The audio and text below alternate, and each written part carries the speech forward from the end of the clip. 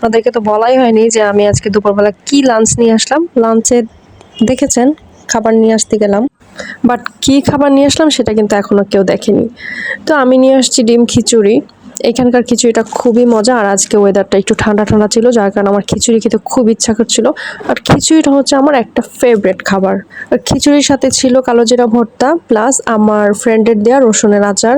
এই দুইটা দিয়ে আমি করতেছি লাঞ্চটা আজকে। আজকের লাঞ্চটা আমার কাছে খুবই স্পেশাল মনে হচ্ছে, কারণ খিচুড়ি খাচ্ছি এই জন্য।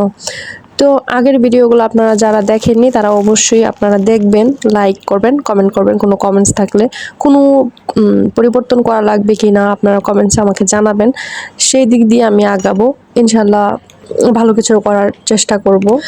আসলে নতুন কিছু শুরু করলে অনেক অনেক ভুলই থাকে, আবার অনেক কিছু পরিবর্তন করতে হয়, সেটা তো আমি নিজে বুঝতে পারবো না। তো আপনারা কমেন্টসে জানাবেন যদি কোনো রকমের ফল্ট পান। এই ছিল আজকে ভিডিও, টাটা।